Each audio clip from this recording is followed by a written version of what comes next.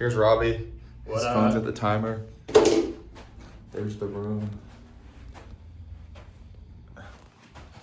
We ain't got nothing. Okay. All right, I'm going first. My question was, what is a keto diet? Should I do it? Why or why not? And so the keto diet is a low carb diet where you intake high amounts of fat, moderate protein intake, and low amounts of carbs. And because there's a lack of carbs, your body has to rely on burning fats to lose weight. But my whole point of my talking is to tell you why it's bad. You should not go on a keto diet. There's very few scenarios where you should go on a keto diet because a keto diet has a thing where it's called rapid weight loss. The reason you lose weight so fast and people want to do it so much is because when you're not taking in carbs, you're not getting it's not getting broken down into glycogen, you're not getting stored glycogen, and when glycogen is stored, water attracts to it. So when there's no glycogen stored, no water is attracted to it, so you have rapid water weight loss. So people will lose lots of weight really fast during keto because they lose lots of water, but that will come back after time. But it's very rapid, so people like it because it's rapid, but over time it will come back. And it's very risky because you are taking in so much fat. It can increase levels of LDL cholesterol, and then that cholesterol can block your arteries and increase your risk of stroke and heart disease and heart attacks. So it's not good because it's very rapid, it's a very quick fix, but it's not the best way to lose weight because it's going to be very rapid at the start, but the actual weight you're losing is not comparative to what it looks like. That's why some people do it, because they see everyone losing a lot of weight really fast. I'm like, I want that, but it's a lie. Don't believe it. You got any questions for me? I do have some questions. Do you think a kid, I'm just thinking, this probably kids see this a lot. Do you think a kid should go on a keto diet? No, kids should not go on a keto diet because there is a lack of nutrients when you are taking on a keto diet. You're taking in lots of fat and you're getting not all the essential nutrients that you need. And so especially as a kid, when you're growing, you're in the developmental stage, it's just not a good time for you as a kid to be on a keto diet because you're not having any of the essential nutrients you really need, and in a nutrient deficiency, you're growing, your brain's developing, your bones are still, the big thing is bone growth. Like, you need nutrients for your bone to grow, and if they're not properly not neutralized. They don't have the proper nutrients in the bones, they're not going to grow properly, and that can affect bone growth. And so we can see lots of problems there. Yeah. For sure. Second question is, what misinformation on social media, on TikTok, on YouTube Shorts, Instagram Reels, what is being spread to why is this such a big thing? Yeah. So misinformation is what the big thing is. It's rapid weight loss. And so rapid weight loss is very popular. It's pleasing. People like to see results. People like to see, oh, you lost a lot of weight really fast. You started this keto diet 3 months ago and you've already lost 50 pounds. But they don't know the science behind it. They don't know that you lost 50 pounds of water, or probably it's a lot of water, but you lost a bunch of weight and it's all water. But it's not really in 4 months you're going to gain it all back, because you're going to eat carbs again and you're going to start attracting water. And then you're like, why am I gaining all this weight back?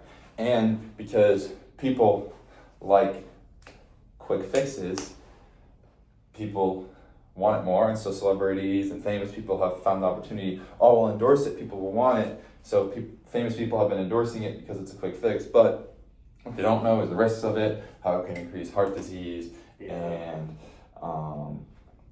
it can risk there's books we talked about in class, there's books for kids saying keto for kids, and it's probably one of the worst things a kid can do because it's very risky for them and can affect them in lots of ways. And so it's lots of misinformation that people just want dollars, so they market it, because people who don't know their stuff will buy it, and it's an easy way for them to make money, which is kind of sad because We want people to be healthy, not rich.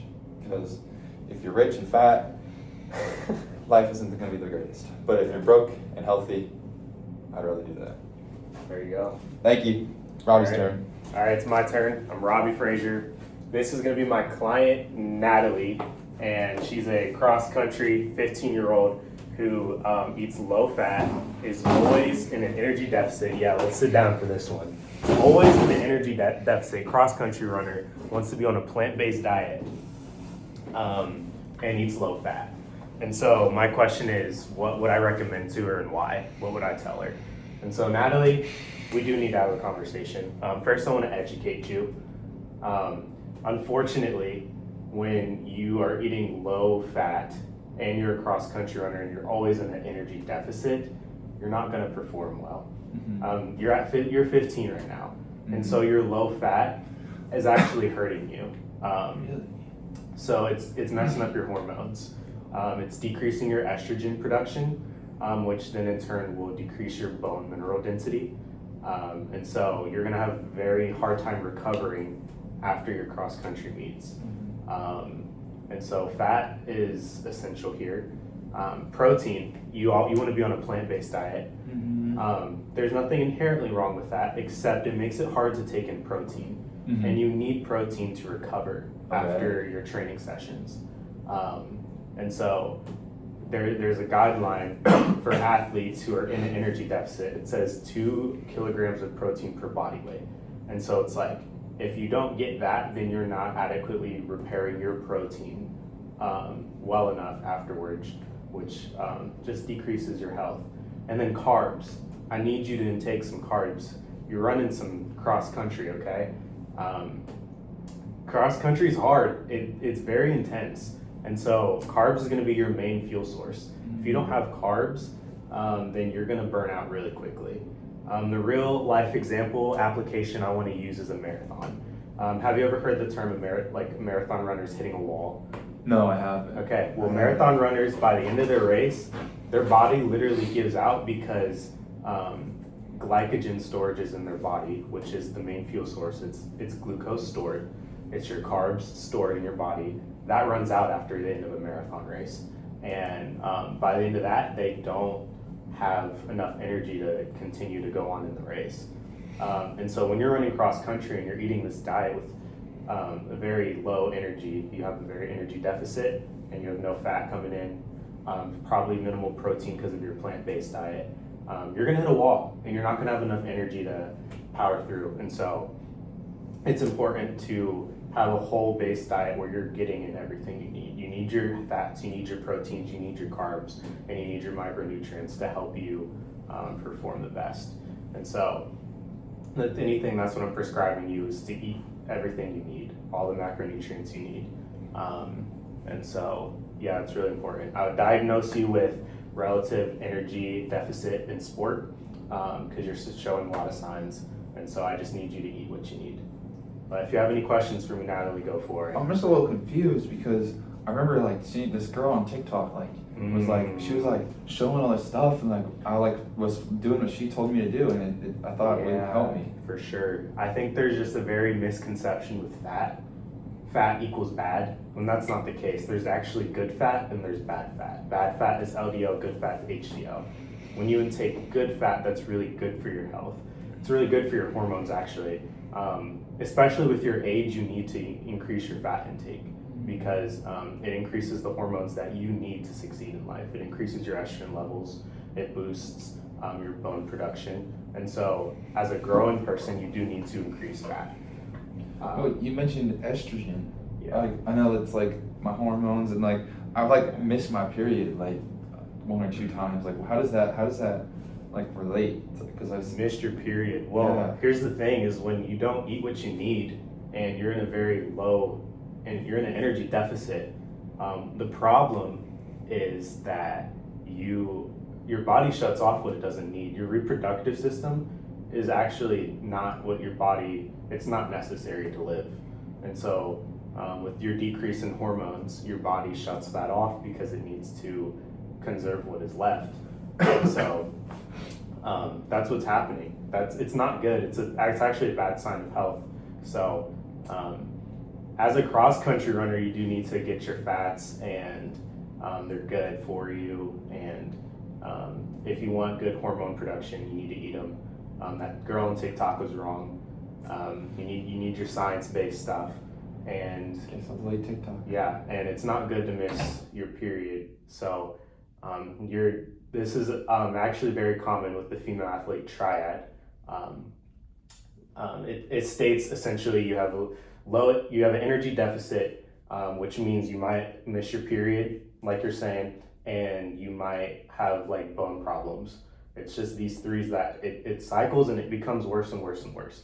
And so what I'm prescribing to you right now is, so you need to eat your protein. Protein is essential to recovery. You need to eat your healthy fats. Fats are essential to your age, just hormone production, and your bones, and you just want to build on what you have and preserve what you have right now. And then you need to eat your carbs. It's your main fuel source for your workouts, for your cross countries. You don't want to hit a wall like a marathon person. And so, yeah. And with your plant-based diet, you can do that. It's just tricky. You have to make sure you get your proteins, and you have to make sure you get your carbs. And so you can find the right foods that do that, but if you do that, that's the main thing that's going to make you healthy, not a plant-based diet. So, yeah. You feeling good, Natalie? Yes, thank you. Of course. Thank you.